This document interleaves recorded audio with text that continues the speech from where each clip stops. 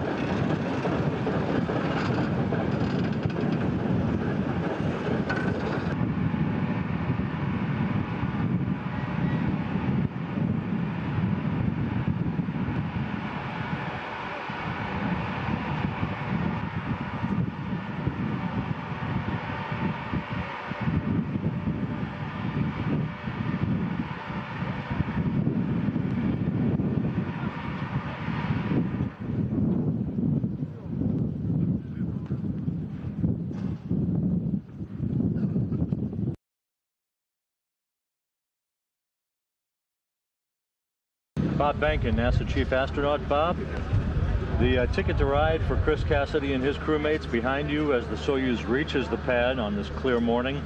Your thoughts on the upcoming launch and the complexity of this increment that lies ahead for Chris and his crew? Well, Rob, thanks. It's like you mentioned, the ticket to ride has come for Chris Cassidy and the rest of his crew, and they're up for an exciting mission. We've got the Flight Day 1 rendezvous, the first time Americans have participated in that rendezvous profile to the International Space Station with a crewed flight. We're really excited, and I think all three crew members on this Soyuz are up to the task, and again, really excited about having the opportunity to get to space station just so quickly. Much has been made about this single-day launch to docking, the 6-hour rendezvous to the station. What is different for the crew on board the Soyuz? What are they going to be involved in this compressed period of time? Rod, that's a good question. There are a couple things, and it starts actually before the crew launches. They've been involved in a sleep shift, so they're actually sleeping during daylight hours here in Kazakhstan, which is a new phenomenon for them to participate in. And then once they get on board and are headed toward the space station, they'll actually have much of the very same tasks that they had on their 2-day rendezvous to the space station, just compressed. And so they'll have to do many of their tasks much more quickly than they had to before, but we're expecting that to all go smoothly. They will have an opportunity to take their suits off and get a little bit of a break before accomplishing the docking procedures, but we're expecting very similar activities to what we normally see during a docking profile, just compressed. And Chris Cassidy in particular, you've had a chance to talk to him. What is his state of readiness for about 6 months on orbit that will see the entire gamut, visiting vehicles, spacewalks, the whole 9 yards? Right. For Chris Cassidy, as a active duty Navy SEAL, he's always ready for anything, and I can certainly say, having seen him just earlier today, he's ready and raring to go to step into all of his responsibilities, both for this increment and the following increment, where he's expected to conduct a couple of spacewalks to bring some repairs and other improvements to the space station. So Chris is ready and raring to go, as any Navy SEAL would be.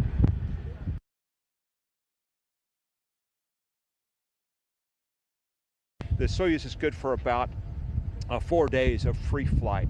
And in the past, we used 2 of those days on the way to the space station. So in the event of an unplanned departure, only have about 2 days of on-orbit capability left. By launching, going straight to the docking in just 6 hours, we'll preserve most of that on-orbit time, that on-orbit capability.